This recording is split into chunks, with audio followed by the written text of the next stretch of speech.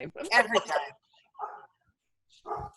Good evening and welcome to the TRMN Social Hour. This evening we bring you an Ask Me Anything with Chris Weuve of BuNine. We will have a Q&A session at the end. Please reserve all your questions until then. At this time you can message myself or Cheryl advising you have a question, and we will add you to the queue.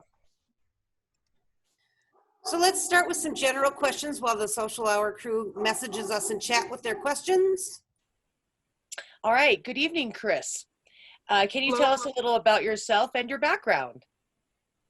Okay, so let's see. I spent most of the last 30 years or so on the East Coast, but I'm originally from Iowa. When I came, I now live in Ohio working for the Air Force. When I moved to Ohio, my colleagues started trying to explain to me what the Midwest is like. And I said, look, I'm from Iowa, 4 letters, 3 syllables, mostly I's and O's. It's the same place. And it really is the same place. It is very much like just coming back to Des Moines in a lot of ways. But so I work for the Air Force currently as a war game designer. I've had that job for about 1.5 years. Before that, I spent 9 years working for the Defense Intelligence Agency. I usually didn't say that in public because the deal I had with, I wasn't worried about the Chinese or the Russians. I assumed that they had a file folder on me and that they knew who I was, and that I was just one of the many thousands of people they were collecting information on. I was worried about the true enemy, DIA Public Affairs, because DIA Public Affairs actually had some control over my life. They could theoretically tell me I couldn't do things like go to science fiction conventions and give talks. They legally probably couldn't, but if they said don't do that anymore, I would have had to stop doing it. So I did that. I worked at DIA as a naval analyst for 9 years. Before that, I was a professor at the Naval War College for 5 years in the wargaming department. Not nearly as much fun as it sounds. It was good getting the War College degree while I was there. Before that, I was at the Center for Naval Analysis as a war game designer and the crazy guy you could get to go ride a ship on 2 weeks' notice. So 87 days at sea, 3 different aircraft carriers, 5 different trips on aircraft carriers, 2 cruisers, 2 destroyers, a bunch of shore exercises, lots of fun. Lots of fun. So, so I'm primarily a naval analyst who finds himself working for the Air Force. Somewhere along the way, I got sucked into what ended up becoming BuNine. That all happened through Ken Burnside at Astra Games. Basically, a little mailing list was created of all the people that had asked him questions about stuff, and I had known Ken for a long time before that. And then at some point, we all just sort of started hanging out together and decided that we were going to create our own little group, and then we actually became official when Baen Books asked us to do the Honorverse Companion. And at that point, but Tony Weiskopf was having a hard time figuring out how do you have a contract with a mailing list? And so the solution was we incorporated. We're actually in the process of re-incorporating right now because so we're getting ready to do like BuNine version 3, I guess would be the best way to think of it. So that's my bio. Tell us what BuNine does for David. So I would describe us as David's analytical visualization service. And what the place where we intersect mostly with TRMN, as most of you know, is that David has sort of delegated to us the sort of the vision about things like uniforms and stuff like that. But we really were a group of people that's had sort of day job level expertise that would be useful for David. So, I'm a naval analyst, been working for DoD for 21 years now. We've got a retired commander who's a submarine officer, a retired medical SWO, former B-52 navigator, lots of people that have some sort of military expertise that we bring to the table. And then the rest of us are basically artists, or Tom Pope is kind of hard to describe because he's sort of a jack of all trades. He's not really a naval analyst, but if you talk with him, you'll discover like if you need to know about interface systems for naval programs, I would point you to Tom, because he's done really extensive research on that. He's not an artist, but he's done a lot of artist things.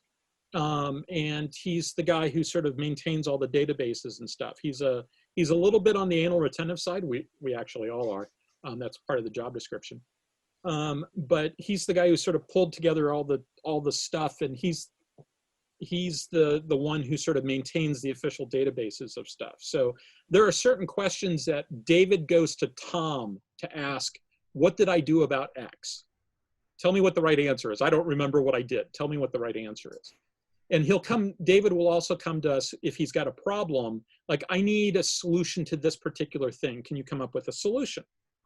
Sometimes we are proactive and we see something that he needs to know more about, and we try to figure out what the right answer should be so that he doesn't create a situation by accident where he's contradicting himself, or he sort of painted himself into a corner.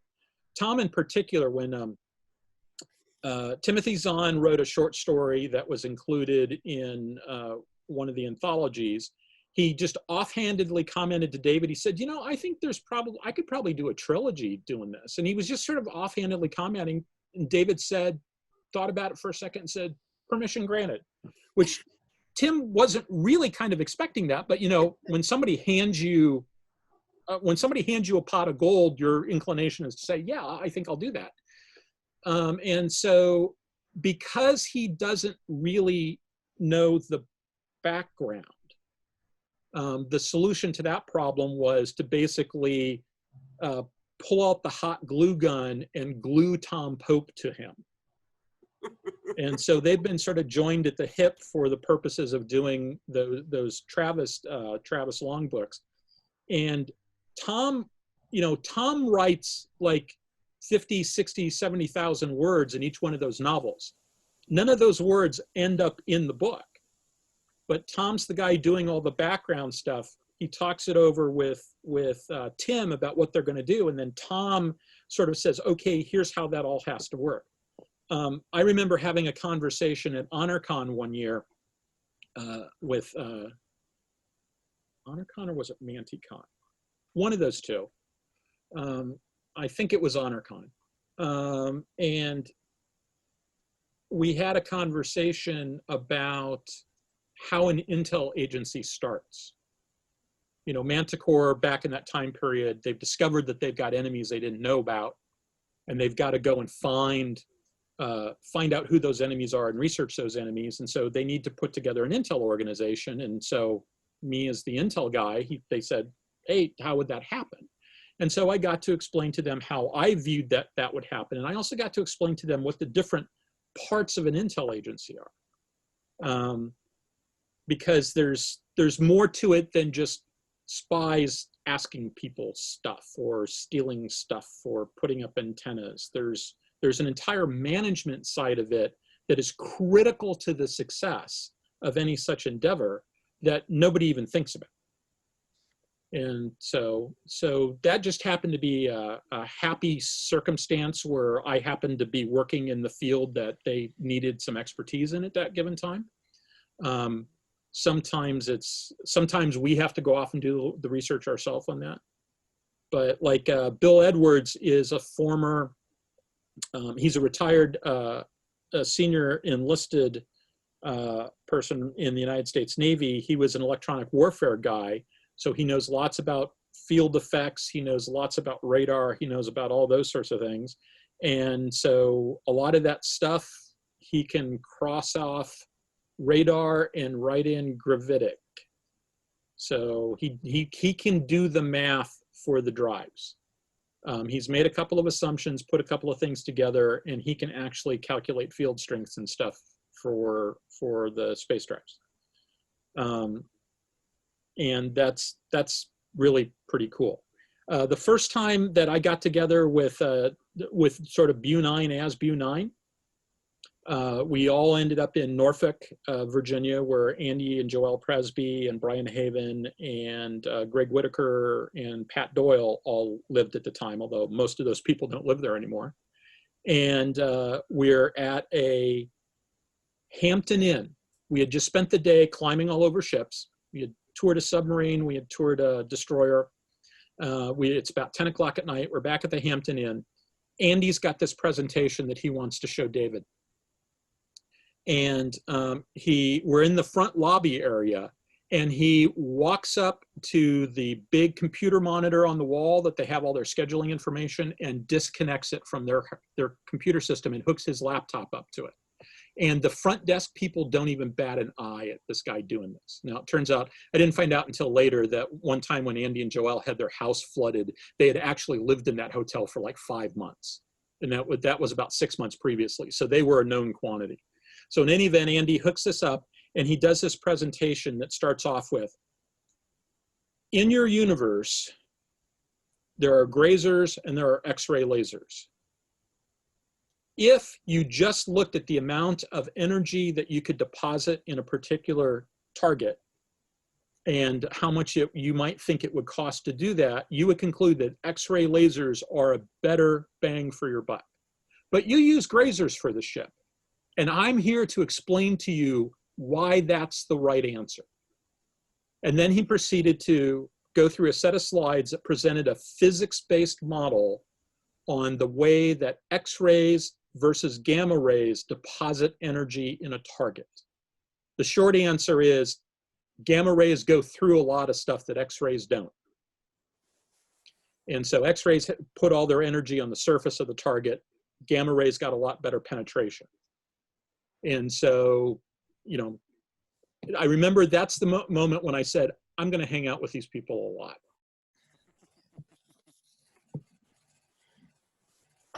What are some of the most common things that David goes to you with? Like, what's one of the most common thing that he goes to you for?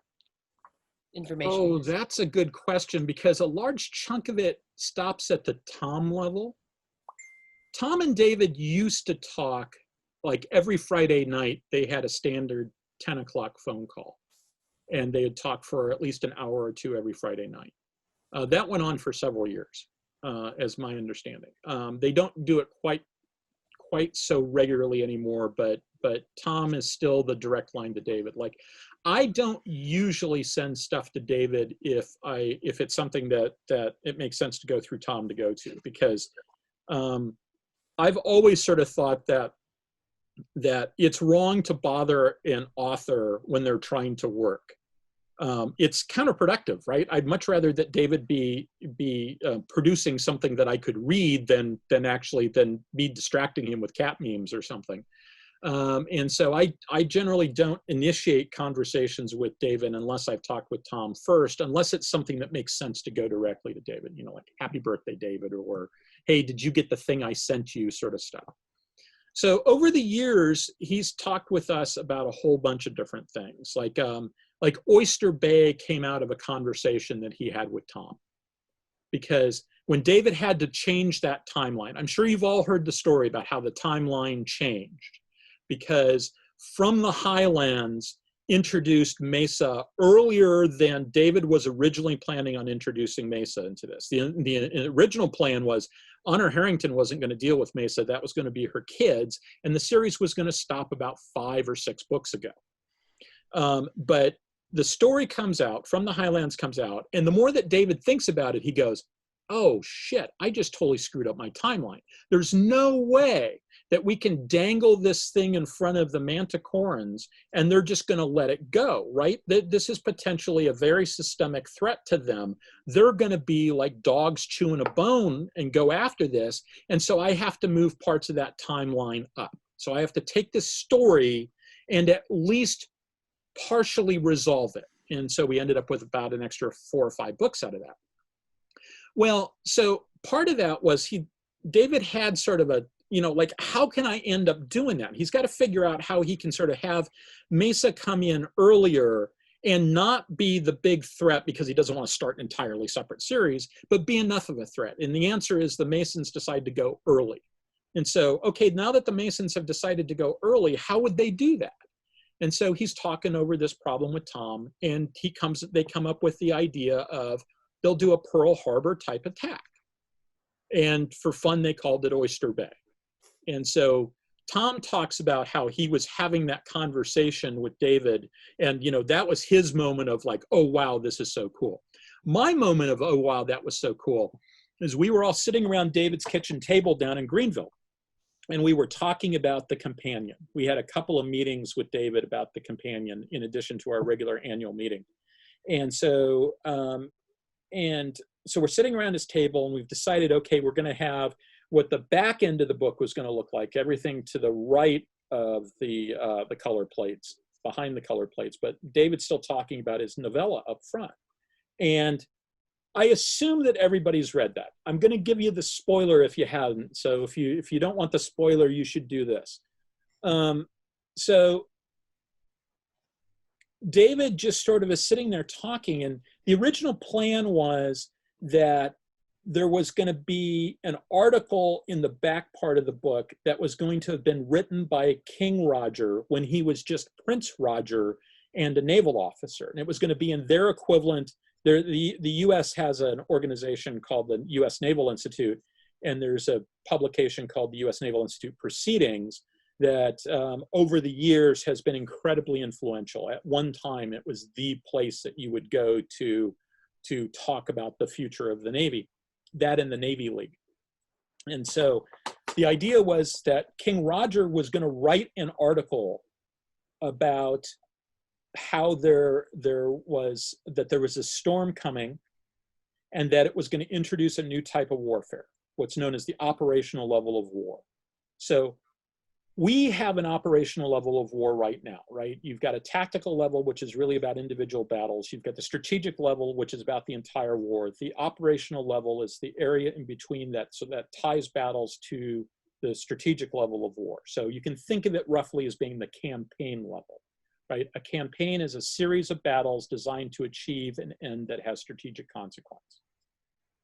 So it's not the strategy itself, but it's about, I'm going to do this thing, and when I'm done, I'll be in a much better position than I was before. So like the island hopping campaign in the Pacific in World War II is an example of the operational level of war. I'm going to conduct a set of these battles that will, in the end, get me an effect. And the thing is, in the Universe up until that point, there had been no operational level of war, because the only people that had really been fighting this space war had been every now and then the Peeps invade somebody, but they're coming in and they're just coming in and taking people that they can crush pretty quickly, right? So they fight battles. They're not really fighting a big war. And so Prince Roger is going to come along, and he's going to write this Naval Institute article that's going to be just groundbreaking. It's going to be brilliant.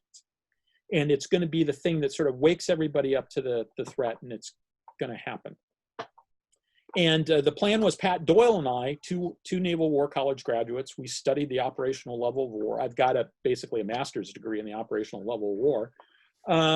We're gonna write the article, and then David is going to include that references to that article in the story that he's going to write, which is about Prince Roger coming to this conclusion and setting in stage all the events that have to happen to make it happen, right? To be prepared for the war, because people were criticizing, isn't it convenient that Manticore just happened to have all these things in the pipeline ready to pop out? Well, no, it's not convenient. What it is that some very smart people did futures analysis to realize this is where the world is going, and we need to be prepared for this situation. And so they worked really hard to do it. And it wasn't just that they happened to have this research.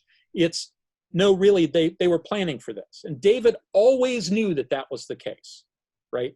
But he was dealing with fans saying, oh, this is totally unrealistic. So he wanted to write the story of that. And so David's at the head of his table, and he goes, yes, and then it's going to have this, and it's going to have that. And at the very end of the story, Elizabeth is going to go down to her father's mausoleum and say, "It worked, Dad. It worked." And we saw the outline of the story spring from David's brow like Athena from the brow of Zeus, and it was really seriously cool. That was my moment. Now, you may be asking yourself, if you've read the companion, you may be going, I don't remember there being any article that supposedly was written by Prince Roger. There's still a reference to it in the story. It's kind of downplayed a little bit, but I don't remember that article being written. And that's because basically Pat Doyle and I failed our morale roll on it. We realized that if you're gonna put in an article that everybody in the universe thinks is brilliant, it better be brilliant. And we decided that we weren't quite ready to write the thing that everybody was gonna think is brilliant. we tried, and we just couldn't quite get to the point where everybody was gonna go, yeah, that's brilliant. We may still try to do that at some point. But most of the questions that David asks are things like he'll ask Tom to sort of think about what the fleet structure looks like, what fleet names look like, things like that. He might ask things about how did the different parts of it go together. Andy Presby and I have been having a years-long conversation at this point about what combat information centers in the Universe do. And at some point, we will have that conversation with David. One of the things we've learned is don't go to David with something that's only half-baked. Because if David latches onto an idea, and then you later come back and say, hey, you know, boss, we told you about this thing. We thought it was the right idea at the time, but we've done some more thinking about it. Turns out that doesn't work. Nope, sorry, that train's already left the station. You're trapped with that. You're stuck with it. Is that how gravitic communication came about? I think he came up with gravitic communication all on his own. But, you know, one of the things that I really like about the various comm methods in that universe is David understood a few things that most science fiction authors don't seem to get, which is FTL comms does not automatically mean interstellar comms. Because you still have this power problem if you're going to send a signal over interstellar distances. And so you may end up with something that can do faster than light communications, but it's only useful over relatively short ranges. And it still would be extremely useful to have it, even if it's over those relatively short ranges, but the one does not necessarily imply the other. Similarly, faster than light space travel does not imply interstellar range on your ships. I can easily imagine a situation where you've got an auxiliary or something that's armed with that's equipped with a faster than light drive, but really can't go very far because it just doesn't have the fuel resources to do it. It doesn't have the endurance, right? You see the same thing in the modern world. The fastest boats, you know, you've got these racing speedboats and stuff like that. How far can they go? The answer is not very far. Right, right. Kind of along the technology line of thinking, how involved was BuNine in creating the Ghost Rider technologies and the Apollo Command Missile? I think that when that stuff, that's a good question, because to be honest, I'm a little fuzzy on that timeline.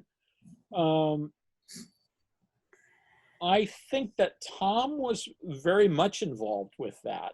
I was not. And I don't know if Andy or Bill were. I think Tom was.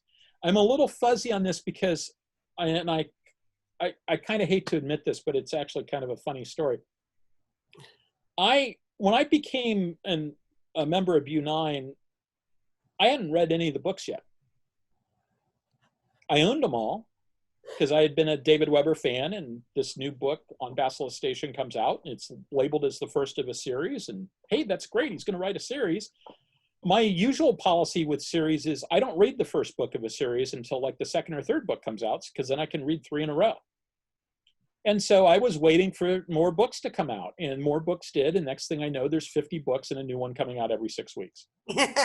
And so I had gotten behind in all of that. And I got pulled in because I knew something about navies, because the original effort was the first person who had owned the rights to make a movie in that universe was asking questions about what does a combat information center look like.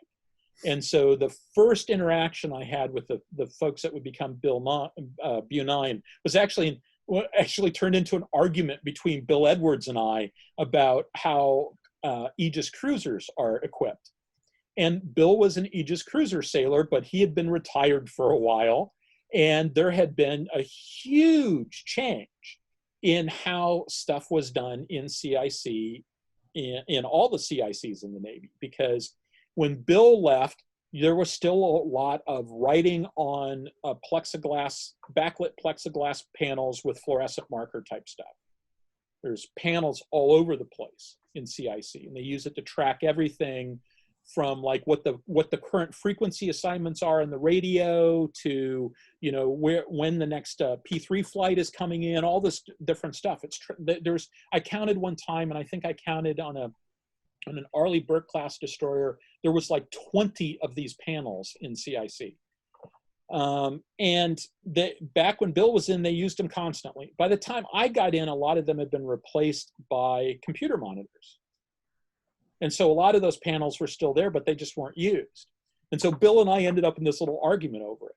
And it was that discussion was all about explaining to Chris Wrench what a CIC looked like, because he was going to try to recreate it in the movie, and he needed to kind of know what it looked like and how it worked, et cetera, et cetera. And so that's really where that effort started. And I was there because I had experience being in CIC and watching Navy guys do their stuff, not because I was an expert in the Honorverse. I started reading the books. I got bogged down on page 13 of On Basilisk Station. Not that it was particularly bad. I just had a lot of other things that were attracting my time. So David would go off on these detailed explanations about, well, you remember X, Y, Z, blah, blah, blah. And he'd be going off and stuff. And I'd just look over to Tom Pope and I'd mouth, page 13. And Tom would start laughing, because Tom knew I wasn't up to speed on all this stuff. At one point, I remember having a conversation with Tom at a BuNine annual meeting. And I said, you know, it's a shame that these books haven't come out in audiobook, because I could really get into these as audiobooks. And he goes, well, they are out as audiobooks. And I said, well, you told me that they were out as audiobooks, but you said that they were some like Chinese knockoff, you know, didn't pay the royalties sort of crap-tastic things. And he goes, oh yeah, those exist, but there are actually authorized versions also. So that's how I ended up getting caught up on the Honorverse over the course of like 9 months. I did 20-some books. Wow. I bought audiobooks and I drove long distances in my car, and I got caught up. So this goes back to the original point I was making. I don't have a good feel for the timeline on when BuNine was talking to David about certain things, because by the time that I was going through all this stuff, Ghostwriter was already in there, and Ghostwriter was in the rearview mirror, and I don't know exactly when that happened. I'm pretty sure Tom was involved with it. Sure. What other projects are you working on that we might see come out soon? So BuNine is currently in the process of reorganizing. I think you all heard there was a little bit of unpleasantness. Yes, unfortunately. To the tune of $13,000.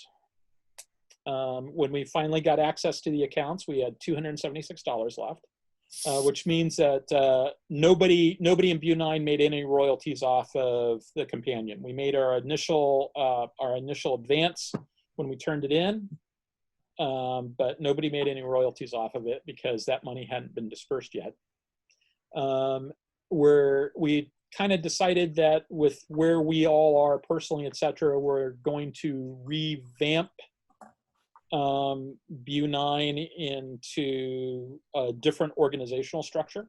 We're still working out the details for that. We haven't had that full conversation with the membership yet.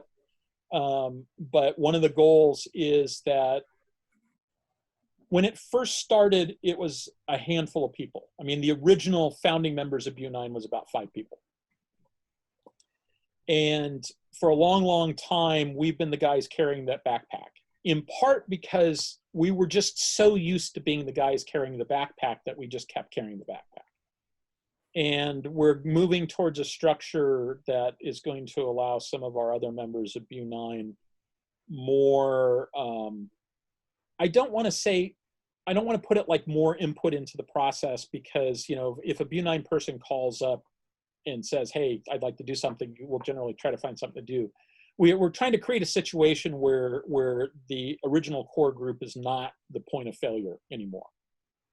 And a lot of times we haven't been as transparent with our own membership as we would like to be, not because we're trying to hide anything, it's just because we're just not talking. We're just kind of busy doing other stuff.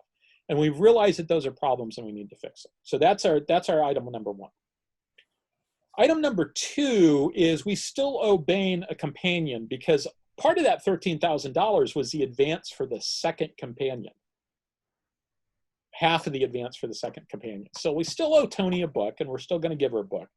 Current plans for that book, it's still going to be House of Shadows. The original plan was it was going to be the Andermani Empire and the Peeps. Well, Haven in all of its forms. All of its forms relevant to the cutoff date, which I forget exactly where the cutoff date is for that book, the chronological cutoff date. But at Tony's request, we're scaling it back a little bit. There's going to be more David and less BuNine, which means we're only going to do Haven in that book. So our expectation at the very least is that there will be an Undermon book after that. And then my expectation is there'll be another book that'll be sort of some of the other minor powers after that, maybe 2 or 3 of them, the next one. The Haven stuff is largely done. I mean, nobody's really looked at it in a couple of years, but the original plan for the companion was it was going to be this big, thick, honking book, and there was only going to be one. And so we actually had Haven pretty largely done when the decision was made to cut it out. So we're, from that standpoint, we're in reasonably good shape, but we're really kind of distracted. And the entire thing, the entire unpleasantness really distracted us, because on the one hand, you know, we wanted to be, shall we say, proactive about the fact that we had a whole bunch of money stolen from us. And we did some exploration about how one would go about handling that situation. And the answer is it involves a lot of work on our part. In addition to that, there was sort of a psychological thing. Like, we knew it was going to be really not fun to do all the spade work we were going to need to do to turn over to the authorities. We knew that it was going to be just not fun and slogging and take a while and the whole bit. And nobody had really the stomach to do it. And we eventually kind of decided that for the good of the group, we were just going to have to let it go. Because if it was our number one priority, we weren't going to ever get anything done. And so we needed to make it our number 2 priority, or we needed to just sort of cross it off the list and put it in the rearview mirror, and we'd move on. The reorganization is largely the aftermath of that, because there is some issues with cash flow. Because we do maintain a website, even though we don't really do much with it. We do have an infrastructure an electronic infrastructure that we pay for our own use.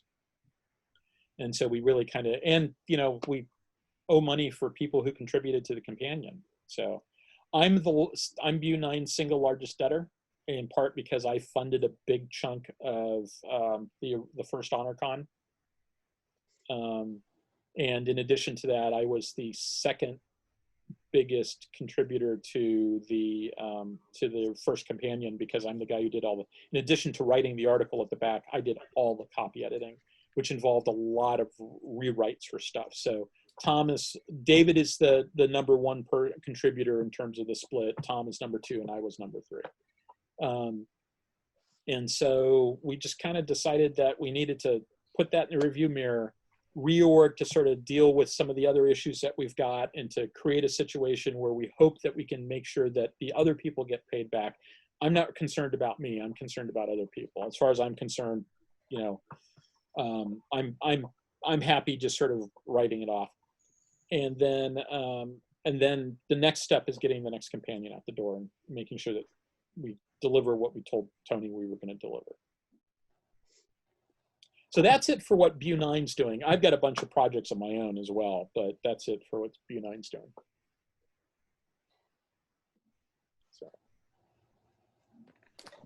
I thought the next companion was going to be called House of Lies. When did it change to House of Shadows? Oh, you're right. You're right. I'm sorry. House of Shadows was going to be the third one. House of Lies is the second one. It is going to be House of Lies. Ah, and is there even going to be a publishing date on that, or is it just up in the air right now? It's up on the air right now, in part because everybody involved has gotten really busy. I mean, Tom's hard at work working with Tim Zahn on stuff. So, you know, Tom's got a couple of publication credits to his name in the time period when all this has been going on. I've changed jobs. I've had 2 surgeries. We had the entire unpleasantness. When you sort of add all that stuff up, it all kind of gets in the way. You know, Andy and Joelle went from having no kids to 2 kids. They've got 2 kids under 3 or 4 right now. I can't remember exactly how old Gwen is. I think she might be 4 by now. So, so that's kind of where we're at now. Me personally, I'm currently in the process of working on a war game for publication. It's basically a reworking of something I did when I was at the Center for Naval Analysis. It's a card-based game on the World War I naval arms race. I am currently working with Pat Doyle from BuNine and Alec Peters from Star Trek Axanar. We have a show on YouTube on Saturday nights called Starfleet Tactical on the Aries Studio channel. And so that was that phone call I had to take at the very beginning before we started, when some of you were on. That was the tech person telling us, yes, she was going to be available tonight so we could go ahead with the show. Pat and I are planning on starting our own YouTube channel while continuing to do Starfleet Tactical. That's going to be basically, like, my piece of it's going to be a lot of the presentations that I've done at various cons. That type of stuff. It's going to be more presentation oriented than what Starfleet Tactical does. It's a lot of discussion, but this is going to be presentations of varying lengths about various pieces of the of science fiction stuff. In addition to that, there's something called NavyCon, which was started by the U.S. Naval Academy Museum, and the idea is it's national security professionals who are using science fiction as basically case studies to illustrate principles regarding to national security, usually naval oriented, but not entirely. And there's been 3 of these. The first one, David Weber was the keynote speaker at, because I discovered it and put David in touch with them. The second one, I was a speaker at, just one of the many speakers, and I was the tech guy for.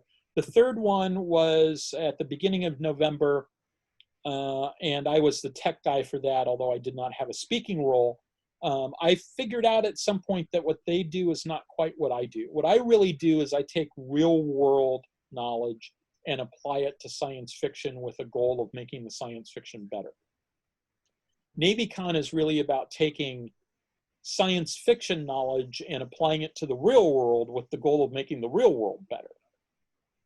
So definitely related concepts, but it's not really the sort of thing that I do. And so I've kind of decided that I'm gonna continue supporting them by being the tech guy for it. But I'm probably not going to be a presenter anymore at that. And then in addition to that, my day job involves a reasonably small team, and we're busy with that. And I think that's and I'm running. I've decided I'm going to run a war game convention in late March, a war game professional conference in probably late March, and I'm beginning to sort of spin that up. So that keeps me busy. So I had a weird question. There are Space Lords 1 through 7, so you have up to the 7th Space Lord. Why is it BuNine instead of Bu8? It was specifically because Tom picked the name, and it was originally going to be a Solarian League like Tech Team 9 or something like that. And it was decided that BuNine sounded better.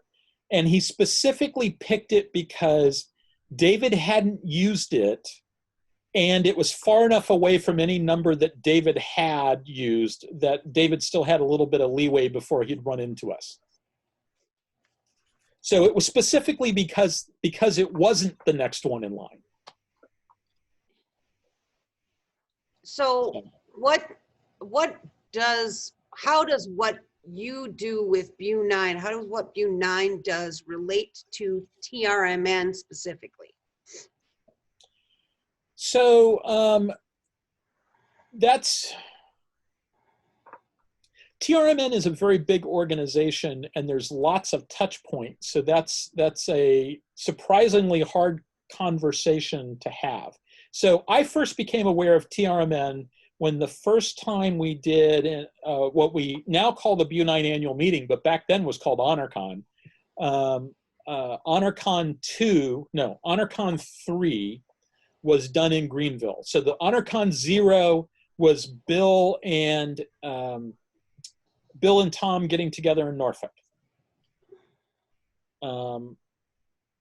HonorCon 1 was David and Andy and Joelle and myself and Bill, and there was one or two other people. I can't remember if Brian was there or not. We all got together in Norfolk, and that's when we did ship climbing, and we spent an entire weekend. HonorCon 2, we went to the Philadelphia Navy Yard. No, actually, it's not in the Navy Yard. But in Philadelphia, because they were talking about towing the Olympia out to sea and sinking it because the foundation didn't have any money to support the ship anymore. Now, I never believed that they were going to tow it out to sea and sink it. And I certainly didn't believe it after they realized that the ship was so badly silted in that they would have to actually spend a metric shit ton of money that they didn't have to just get the ship out so that they could tow it out to sea and sink it. But we decided that was the right answer, that this might be the last time it's open to the public and we should go see the Olympia. And so we got a chance to go all do that. And then we met in the hotel afterwards. The next HonorCon was held at David's church in Greenville. And that's where I met Martin, because Martin came down and was part of that meeting. And at that point, I think TRMN had 7 people, maybe. No, we were up in the 50s at that point. We just didn't have Really? very Was many. that high at that point? Well, Oh, yeah. you were there. Yeah. You were there Yeah, too. I was You were there. You were Bob there was too. there. If You were Bob there was there, too. we were close to 100 or rolling close. Okay. So yeah, this is. I thought it was. I think maybe when I first became aware of Martin, that was when I first met him. But when I first became aware of Martin, I think there were 7 people in the club. Because that was when I think he had like 7 people in the club when David officially blessed it, if I remember correctly. No, he didn't bless it till after the Greenville meeting. Yep. Really? Yeah, Yep. that January. Yep. We had All like right. parties for it. I don't remember any of this then. I trust your opinion on that better than mine. So in any event, that's sort of where we got into that. Now I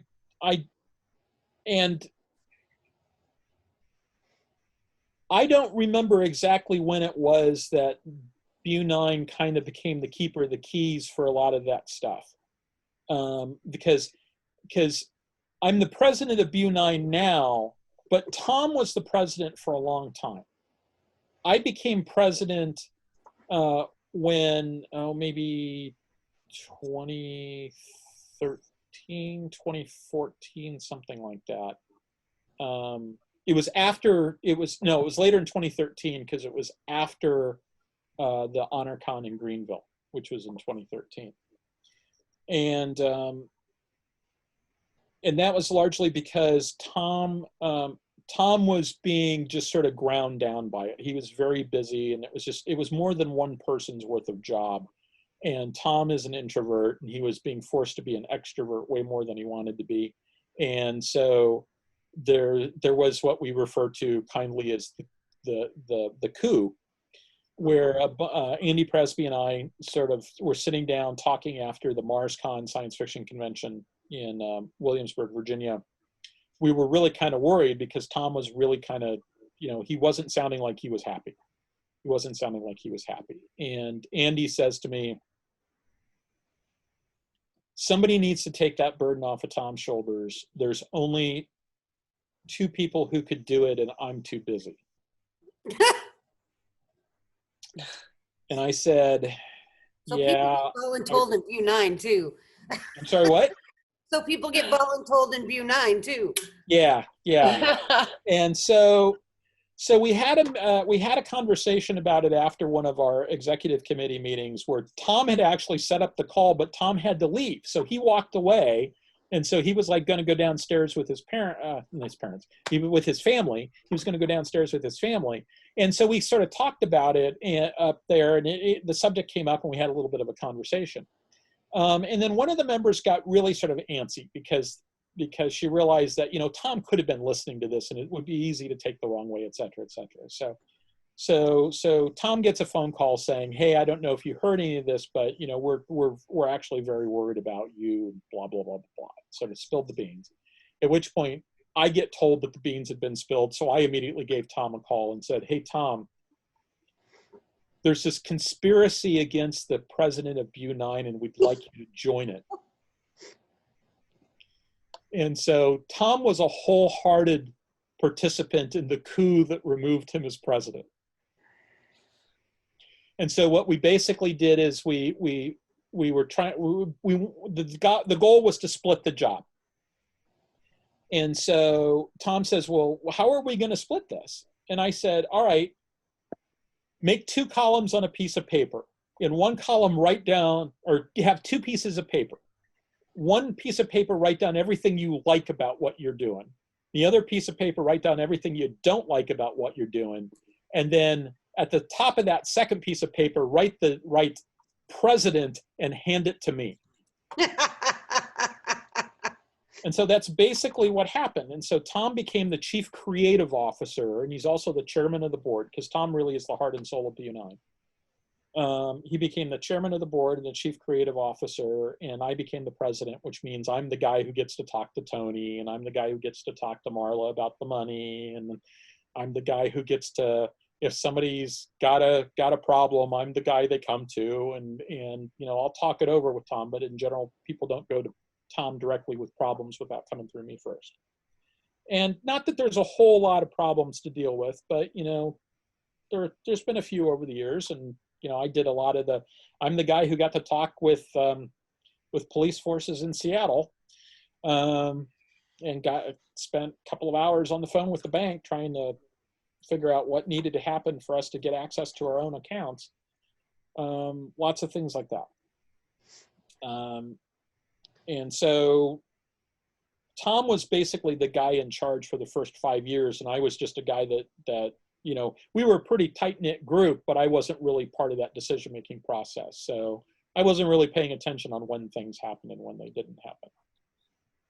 We're not exactly the best record-keeping organization in the world either. So. Tom is anal retentive. He's got a copy of everything. So a lot of times it's like, hey, Tom, when did we do that? And Tom would go and find it out. But the rest of us, not so much. So we have a question from one of our social crew. So we're going to turn it over to them now. So Cheryl, Okay. We can go ahead and unmute them. And we're going to start with the lovely and wonderful lady Cindy Van Wy. Oh, before Cindy, to answer the quick question, the first companion is House of Steel. All right, over to you, Cindy. So the next time there's a live DemiCon, will you be here? Probably. Yay. So, because I am from Des Moines, and my brother Sean has been going to DemiCon since the Earth cooled, and so I've started going to DemiCon. If for no other reason than I go and I spend a weekend hanging out with my brother. Mhm. I really like DemiCon, but so are you just an attendee or are you on the ConCom? I'm an attendee, but I'm like the Royal Manticoran Navy Okay. person there. Even though I'm not the CEO anymore, I'm kind of the lead person. So now that just for the record, that wouldn't actually change what I'm about to say. I really like DemiCon, but boy, is it a weird con. Yep. It is the weirdest con I've ever been to. It is, it's like somebody heard about what a science fiction convention was from their older siblings. A bunch of people who their older siblings had told them what a science fiction convention was, and they decided to throw one themselves without ever going to one. Because I would ask them questions that are normal questions, and they would look at me like, what on earth are you talking about? Like, I asked them the question, like, do you comp participants? Right? Some cons do, some cons don't. Some, yeah, we some will say, yes, we'll give you a free badge, or we'll give you a discount on a badge, or you pay full price for your badge, but your spouse gets in free, or you get in free, but your spouse isn't comped. There's all sorts of possible answers. But their reaction was like, on what planet would somebody do that? In Iowa. Yeah. The first time I went, I saw they had all these panels that only had one panelist listed. And I said, would you, I've got time. Would you like me to be on some of these panels? And they looked at me like I was from Mars. And after talking with them, what I realized was when they say panel, the person listed is the moderator. The panel is the audience. Okay, that's fine. I'm okay with that. But they look at me like I'm the one who doesn't understand how this is supposed to work. It is a very different monster. Yeah. And so it can be kind of a weird con. Now, I like it. I'm strangely fond of the facility there. Because what they do, and this is brilliant.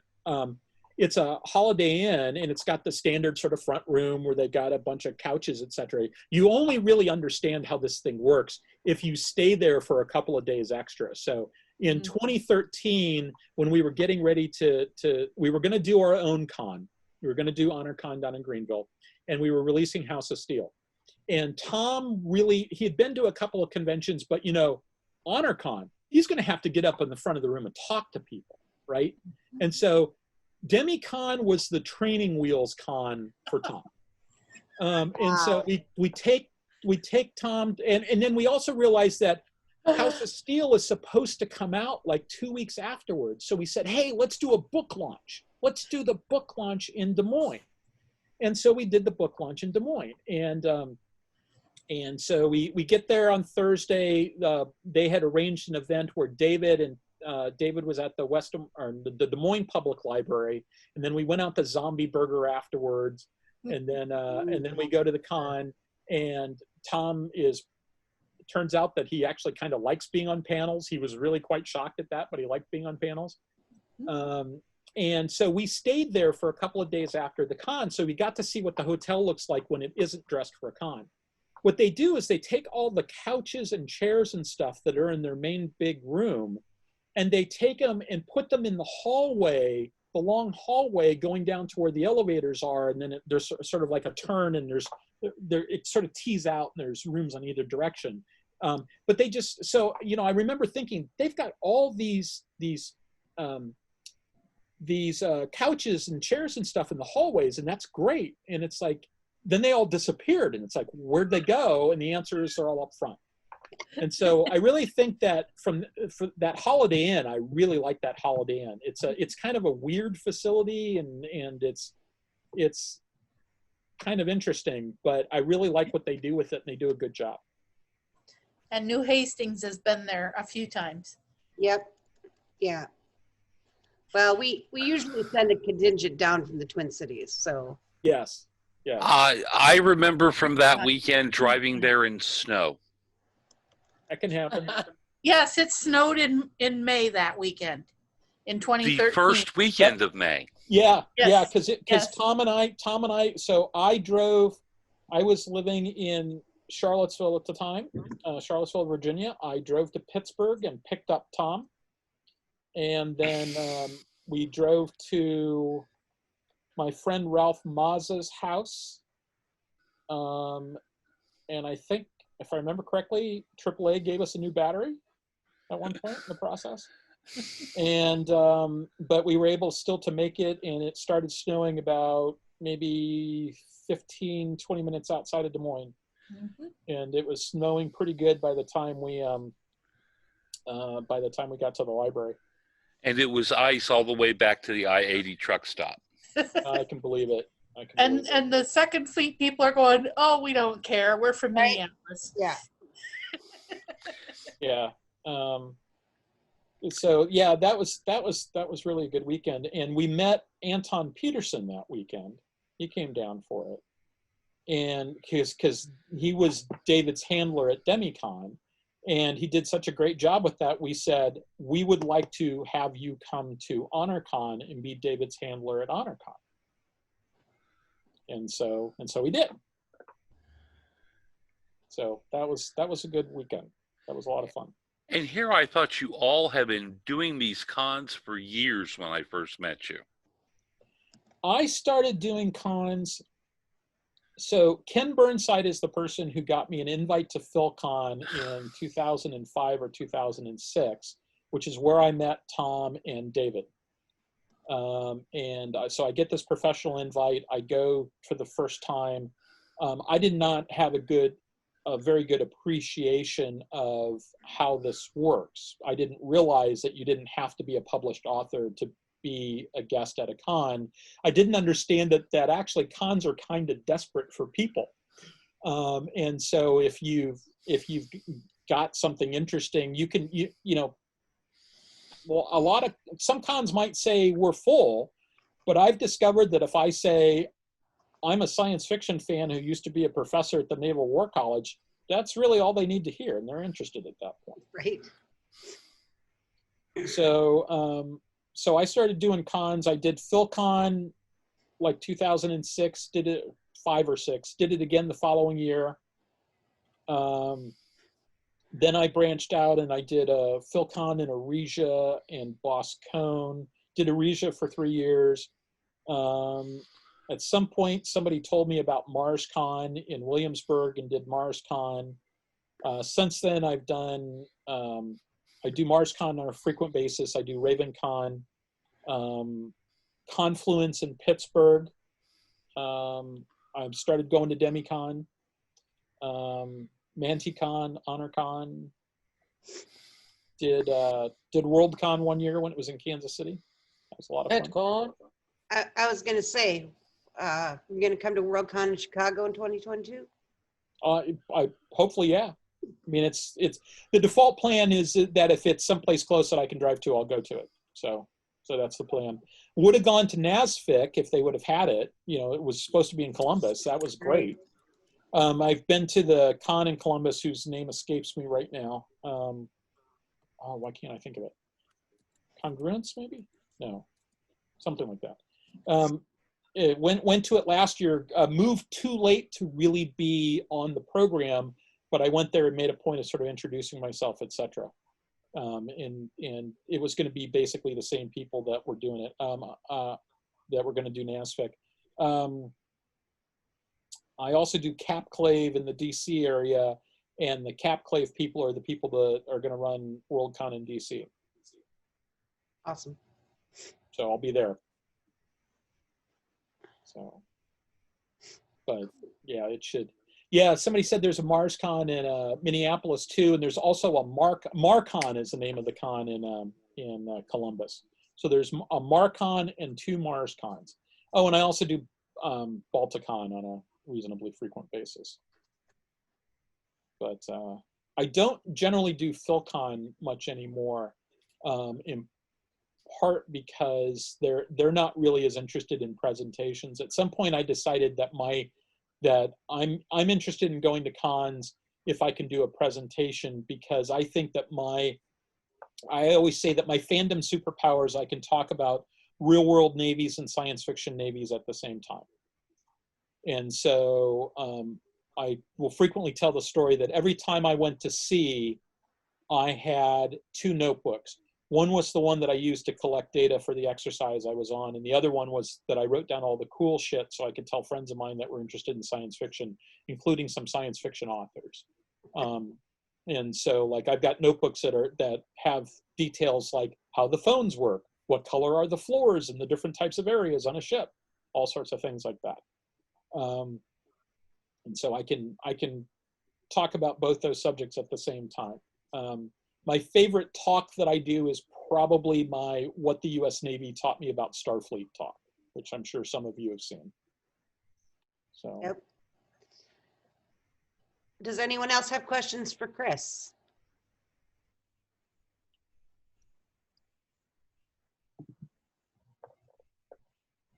So one of the things that I've thought about doing in this time when we're all on some variation of house arrest is I've seriously considered the idea of doing sort of a, call it set of mini cons. The idea being that rather than being 2 or 3 days, it would be like a 1-day event. And it would be sort of more tightly focused than what a regular science fiction convention is. So like this weekend has been PhilCon. I have been on Zoom for about a total of 8 hours so far today, before this call started, because I've been going to PhilCon events. And rather than just have, like panels on all these different topics, it would be much more focused. Like I'm thinking, I've tossed this idea out to Chuck Gannon. I don't know if he's actually thinking about it, because I think I tossed it out when his attention was sort of elsewhere. But the idea of like having a day that, like a con that's a mini Chuck Gannon con. Oh, we can book him about that in 2 weeks when he's here on Social Hour with us. Oh yeah, well, and I need to ping him about it too. I mean, BuNine could put on something like that. We did HonorCon. Those of you who were at the first TRMN HonorCon might remember in the opening ceremonies when Martin says, "Welcome to the first HonorCon." Mm-hmm. And the BuNine crowd went, "What the hell?" And it was actually kind of funny, because I will admit, we didn't take that particularly well. And so when we did HonorCon 2013, we specifically were trying to do something different, right? Most cons are heavily dependent upon the idea of throw a topic out to 3 or 4 or 5 people and just let them bat it around for an hour, and then rinse and repeat, and covering a wide variety of stuff. We decided that we wanted it to be, we've learned a whole bunch of cool, nifty things about the Honorverse. We've put a whole bunch of stuff together. We've had a lot of conversations with David. We've come up with a lot of stuff that David's given his blessing to. And so, we can have some discussions about the Honorverse, but in addition to that, we really wanted it to be the short course in the Honorverse, right? We wanted people to come and walk away having learned new stuff, because like Pat Doyle and Andy Presby and I were going to do something about the operational level of war and what that means, right? Not the sort of thing you'd get at a normal con. And we really didn't care about doing a masquerade, and we didn't care about a lot of the things that are sort of considered standard fare at a con. And so I go up to Martin after this thing where he welcomes people to the first HonorCon, and we're like sitting in the front row right in front of him when he says this. Like, dude, what the hell? And so I go up to him and I say, that kind of surprised us, Martin. Care to explain yourself? And he goes, well, you guys didn't have a con. And I said, well, what? And he goes, well, you didn't have a masquerade, and you didn't do this, and you didn't do that, and you didn't do these other things. That's not really a con. And I went, oh, okay. I understand where you're coming from now. And I went back to the group and I said, mission accomplished. We were successful in having a con that was so different that Martin never realized he was at a con. And that's why. Here it is, Paul Con. Yeah. And so I've been saying that I'd really kind of like to, I'd like to do something kind of like that again. I'd like to do something because it's, you know, it's been 7 years. It'll be 8 years before we could really pull off something like that, I think. I'd like to do something again where it's basically, let's sit down and have a conversation about what we think the Honorverse looks like. You know, we, at one of the BuNine annual meetings in Norfolk, we sat down and we designed a container ship. Like CAD/CAM drawings of a container ship in the Honorverse. Now, we came up with an idea for a container ship. We put it all together, put it into a slide presentation. I took it to SphinxCon, showed it to David. David goes, no, that's not how container ships work in this universe. Like, well, okay, but David, this is like really, really, no, that's not how I think they work in this universe. It's like, okay, you wanted, right, your universe. So we're probably gonna file the serial numbers off of this thing at some point. And stop calling it Honorverse container ship. But the way it worked is basically, you've got your standard sort of cylindrical merchant hull, and the idea is inside you've got multiple rings.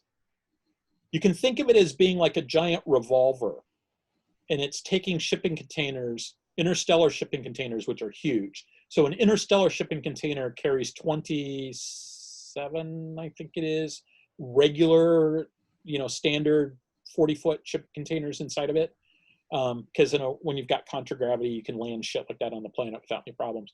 And so the idea is that these shipping containers sort of come in, and you've got this mechanism inside that is rotating them around and plugging them into power supplies if they need power supplies, et cetera, et cetera. And then you've got a core that you can use to move these shipping containers around, and they can rotate around, et cetera. And so the concept of operations is, ship comes into the system, sort of spits out these shipping containers. It's all using tractor beams and stuff. It's all gravitics. Ship spits out a bunch of shipping containers. At the same time, it's loading, you know, it's dumping shipping containers out of one side of the ship, and the other side of the ship, it's pulling them in. And then as it leaves the system to go to the next star system, it does what I call defragging the freighter. It starts internally moving all the shipping containers around, so when it gets to its next destination, it can spit them out again. And we came up with a ship design where we've got CAD/CAM drawings of how all that mechanism works. We figured out, you know, what you would put in the core hull. We figured out how you would use this to create a colony transport, where you could basically have one colony transport dumps all these containers out that are then repurposed as buildings. We sort of did some design work on how exactly you would turn them into buildings and how they would work, etc. It was a grand weekend. It was a grand weekend. It was a lot of fun. And yes, it was. Never done a presentation on that. Oh, and Peter Gold, I saw that Peter was talking. Peter was there for, Peter, were you there for the whole thing, or did you just come in for part of that? I was there for the whole thing. Okay. Oh, it was Pat Doyle who couldn't be there the whole time. He just sort of popped in and out. So Peter, of course, is a merchant mariner, and was invaluable in helping us sort of understand how all that stuff went together. And Peter also gave me a tour of the ship that he was on at the time. I can't remember if it was that trip or it was another trip down to Norfolk, where Peter took me all over his ship, and that was a lot of fun. For you, it was a different trip. I took the rest of the BuNine folks that were there that weekend. Yeah, you took the rest of them on that trip, and I stayed back and rested because my knees were not happy. So yeah, that was 100 pounds ago. Yeah, that was the Andromani design real world ship. Yes. I'm now on a, I guess, Sphinxian design, Sphinxian built ship. Did you see NavyCon, Peter? Yes, yes. In the Merchant Yeah. Marine presentation? Yeah, I saw Sal's presentation. I'd like to get him to come to a convention. Now that he's done one sci-fi convention, get him to come down and do something with Nathan Lowell, say. Yeah, I think that would be fantastic. I think that would be utterly fantastic. There was a, PhilCon had a panel earlier today on economics, and somebody cited the Liaden series by Steve Miller and Sharon Lee. And so I love the Liaden series. I love Steve and Sharon as people. They're great. I can't figure out the economics of that universe at all, because every single data point I have is they've got these merchant empires that seem to, trading houses, etc., that seem to be run like 14th century Venice trading houses, where you've got, a master trader who's making decisions on very small lots of stuff. There doesn't seem to be anything that looks like a bulk freighter in that entire universe, let alone a container ship where you're just, loading thousands of containers on board. Yeah. I haven't read enough of the Liaden universe yet to figure out if they kept it internally consistent. Nathan Lowell did, where he's got pretty strong mass limits for ships. Yeah. So, I mean, when your crew members have to be weighed in with their personal possessions to make sure you actually can carry enough cargo. One of the things about that is, I mean, the difference between the Nathan Lowell stuff and the Liaden stuff is, in Nathan Lowell's stuff, you've got crewmen who are doing little tiny side things that are basically for them, right? And it's as much about crew morale and subsidizing the crew pay as it is anything, and sort of making them feel like they're part of the endeavor. And the ship only gets involved to the degree that it wants people to have skin in the game, and so it helps them have skin in the game. But it's really this side thing, right? It's like the guy who's selling CDs out of the trunk of his car. In the Liaden universe, that is interstellar trade. That's it. I don't understand how it works. But the Nathan Lowell books, for those who haven't read them, they're absolutely fantastic. And I love the books, and I always describe them as they're books where nothing happens, but it's wonderful. And in one of the books, something almost happened, but then they thought better of it. And it's paradoxical, but they're absolutely fascinating. They're wonderful books. They're like at the opposite end of the spectrum from David's stuff in terms of like the approach to action, et cetera, et cetera. And I can't put them down when I'm reading them. Well, Chris, I want to thank you for being here. You're certainly welcome to continue to stay and hang out. But I also am aware that you have other things to do, so you can bail whenever you want. I do want to, before anybody else leaves, remind folks that next Saturday social hour, we have Manu Intiraymi coming to join us. For those of you who don't recognize the name, Manu is played Icheb on Star Trek Voyager, and he's also the kind of mastermind behind the Circuit movie, and he's going to give us some updates on that stuff as well. And then the following week, we have Chuck Gannon. So I'm looking forward to some really good couple of weeks here, and if you can make it, that'd be fabulous. Let's go back to social hour. You feel free to continue to talk. Again, Chris, you're welcome to stay as long as you'd like. Okay, I'll hang out for a few more minutes. I'd like to thank you for inviting me. This has been a lot of fun. Oh, it's our pleasure. It's our pleasure. I'd like to do it again. I'm sure that there's some other BuNine members that would like to come and do it at some point. We keep talking. I mean, I'll mention it again. We're having an executive committee meeting tomorrow. We've had on our list of things to do for a while that we wanted to do a social event with TRMN. But I'm kind of the good idea fairy for stuff like that. And so I come up with these great ideas, and then people say, well, why don't you organize that, Chris? Well, All you got to do is just come to us and we'll help you out. Yeah, absolutely. We do this every Saturday, and we'll Okay. be happy to book you all in on a weekend that you're available.